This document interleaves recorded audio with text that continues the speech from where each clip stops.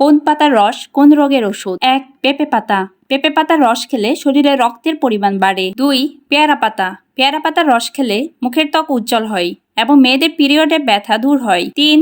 নিম পাতা। নিম পাতার রস খেলে চুলকানি দূর হয়। 4. বাসক পাতা। বাসক পাতার রস খেলে কাশি দূর হয়। 5. পুদিনা পাতা। পুদিনা পাতা কাটাছেঁড়ার ক্ষেত্রে এবং হারিয়ে যাওয়া খিদাকে ফিরিয়ে আনতে সাহায্য করে। 6. তুলসী পাতা। ঠান্ডা লাগলে তুলসী পাতা ম্যাজিকের মতো কাজ করে। গলার সব রকম সমস্যায় তুলসী পাতা ব্যবহৃত হয়। মাথা ব্যথা ও শরীর ব্যথা কমাতেও কার্যকরী। 7. পাথরকুচি। কিডনি এবং গলগণ্ডের পাথর অপসারণ করতে সাহায্য করে। 8. অ্যালোভেরা।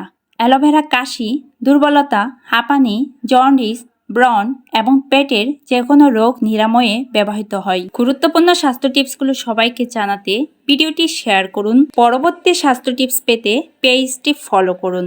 ধন্যবাদ।